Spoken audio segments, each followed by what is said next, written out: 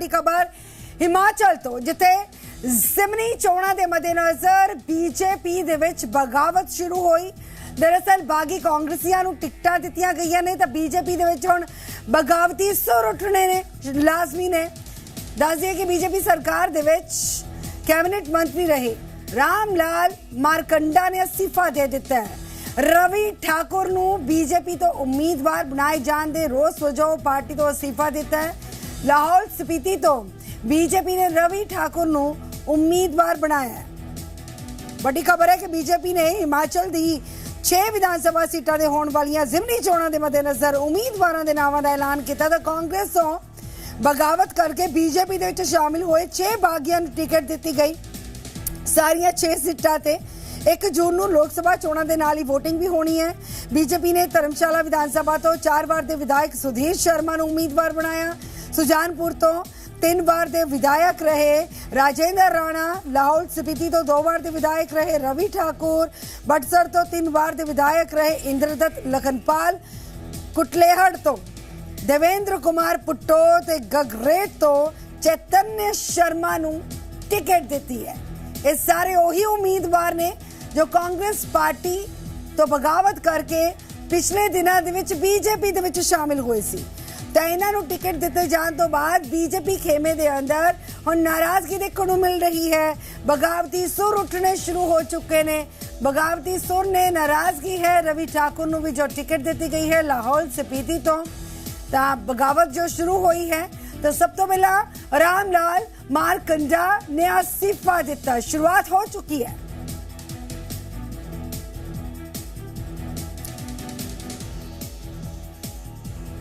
ਇਸ ਦੇ ਨਾਲ ਹੀ ਦੱਸ ਦੇ ਕਿ ਹਿਮਾਚਲ ਦੇ ਵਿੱਚ 3 ਆਜ਼ਾਦ ਵਿਧਾਇਕ ਵੀ ਵਿਧਾਨ ਸਭਾ ਮੈਂਬਰਸ਼ਿਪ ਤੋਂ ਜੋ ਅਸਤੀਫਾ ਦੇ ਚੁੱਕੇ ਨੇ। ਕਾਂਗਰਸ ਤੋਂ ਨਾਰਾਜ਼ ਚੱਲ ਰਹੇ ਸੀ, ਉਹ ਵੀ ਬੀਜੇਪੀ ਦੇ ਵਿੱਚ ਸ਼ਾਮਿਲ ਹੋਏ ਸੀ। ਇਹਨਾਂ ਦੇ ਵਿੱਚ ਹਮੀਰਪੁਰ ਦੇ ਆਸ਼ੀਸ਼ ਸ਼ਰਮਾ, ਨਾਲਾਗੜ੍ਹ ਤੋਂ KL ਠਾकुर ਤੇ ਦੇਹਰਾ ਦੇ ਵਿਧਾਇਕ ਹੁਸ਼ਿਆਰ ਸਿੰਘ ਸ਼ਾਮਿਲ ਨੇ। ਇਲੈਕਸ਼ਨ ਕਮਿਸ਼ਨ ਨੇ ਇਹਨਾਂ ਦੀਆਂ ਸੀਟਾਂ ਤੇ ਜ਼ਿਮਨੀ ਚੋਣਾਂ ਦੀ ਤਾਰੀਖ ਦਾ ਐਲਾਨ ਹਾਲਾਂਕਿ ਨਹੀਂ ਕੀਤਾ, ਇਸ ਲਈ ਬੀਜੇਪੀ ਨੇ ਫਿਲਹਾਲ ਇਹਨਾਂ ਤਿੰਨਾਂ ਦੀ ਟਿਕਟ ਅਨਾਉਂਸ ਨਹੀਂ ਕੀਤੀ ਹੈ। ਇਹਨਾਂ ਤਿੰਨਾਂ ਆਜ਼ਾਦ ਵਿਧਾਇਕਾਂ ਨੇ ਵਿਧਾਨ ਸਭਾ ਮੈਂਬਰਸ਼ਿਪ ਤੋਂ 22 ਮਾਰਚ ਨੂੰ ਅਸਤੀਫਾ ਦਿੱਤਾ ਸੀ ਔਰ ਇਹਨਾਂ ਜੋ 3 ਆਜ਼ਾਦ ਵਿਧਾਇਕ ਨੇ ਇਹ ਬੀਜੇਪੀ ਦੇ ਵਿੱਚ ਸ਼ਾਮਿਲ ਹੋਏ ਸੀ। ਤਾਂ ਇਹਨਾਂ ਦੇ ਨਾਲ ਹੀ ਕਾਂਗਰਸ ਤੋਂ ਜੋ ਬਾਗੀ ਸਨ ਉਹਨਾਂ ਨੂੰ ਜੋ 6 ਬਾਗੀ ਸਨ ਕਾਂਗਰਸ ਤੋਂ ਬੀਜੇਪੀ ਦੇ ਵਿੱਚ ਜੋ ਸ਼ਾਮਿਲ ਹੋਏ ਉਹਨਾਂ ਨੂੰ ਟਿਕਟ ਦਿੱਤੀ ਗਈ ਹੈ। ਤਾਂ ਇਸ ਟਿਕਟ ਅਨਾਉਂਸ ਹੋਣ ਤੋਂ ਬਾਅਦ ਇਹਨਾਂ 6 ਉਮੀਦਵਾਰਾਂ ਨੂੰ ਮੈਦਾਨ ਦੇ ਵਿੱਚ ਉਤਾਰਿਆ ਗਿਆ।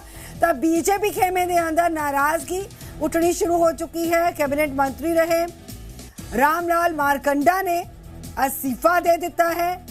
रवि ठाकुर ਨੂੰ ਉਮੀਦਵਾਰ ਬਣਾਏ ਜਾਣ ਤੇ ਰੋਸ ਜ਼ਾਹਿਰ ਕੀਤਾ। ਉਹਨਾਂ ਨੇ ਪਾਰਟੀ ਤੋਂ ਅਸਤੀਫਾ ਦੇ ਦਿੱਤਾ। ਦਰਅਸਲ ਲਾਹੌਲ ਸਪੀਤੀ ਤੋਂ ਬੀਜੇਪੀ ਨੇ रवि ठाकुर ਨੂੰ ਉਮੀਦਵਾਰ ਬਣਾਇਆ।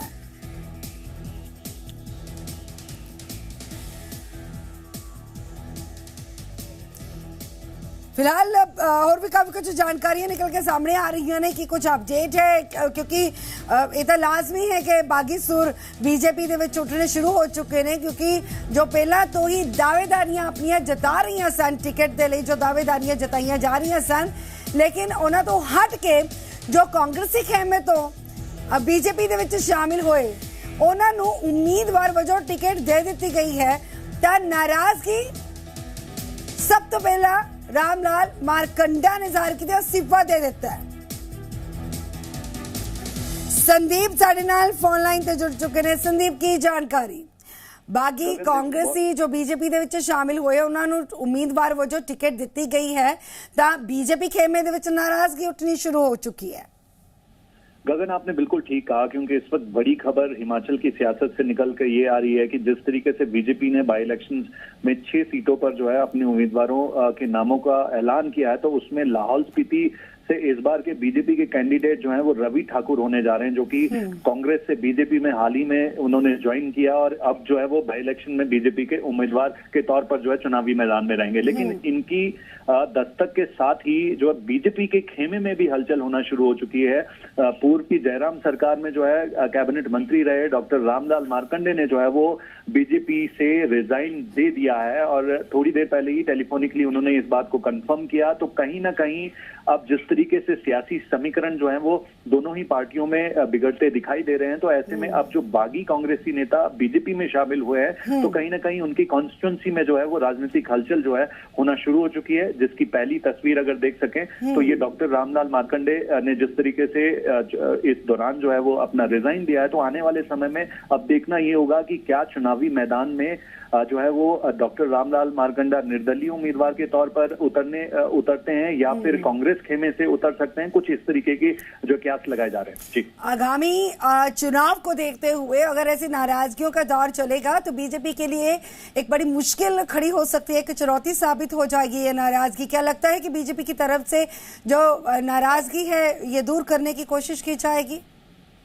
बिल्कुल गगन, आपने ठीक कहा, क्योंकि जिस तरीके से ये लोकसभा चुनावों के साथ जो हिमाचल में उपचुनाव विधानसभा की 6 सीटों को लेकर हो रहे हैं, तो ऐसे में जो ये नाराजगी बीजेपी खेमे में जो है बीजेपी के लिए काफी भारी हो सकती है, क्योंकि जिस तरीके से ये बागी नेताओं को टिकट दिया गया है और अब बीजेपी में जो है पुराने जो दिग्गज नेता है उनकी नाराजगी जगजाहिर होती जा रही है। और ऐसे में जिस तरीके से रामलाल मार्कंडा ने जो है इस्तीफा दिया, इससे पहले जो है वो गगरेट और ज्वालामुखी से जो पूर्व विधायक राकेश कालिया उन्होंने भी इस्तीफा दिया, और ऐसे में रमेश धवाला वो भी लगातार जो है वो नाराजगी जाहिर करते जा रहे हैं। तो कहीं ना कहीं इन तमाम विधानसभा क्षेत्रों में जो पूर्व में रहे विधायक, पूर्व दिग्गज नेता जो हैं, अब उनको किस तरीके से पार्टी मनाएगी वो देखने लायक रहेगा, क्योंकि ये उपचुनाव जो है वो हिमाचल की राजनीति में काफी महत्वपूर्ण रोल रखते हैं। क्योंकि इस तरफ अगर नंबर के खेल की बात करें तो इस वक्त प्रदेश सरकार के पास जो है 34 विधायक हैं और दूसरी तरफ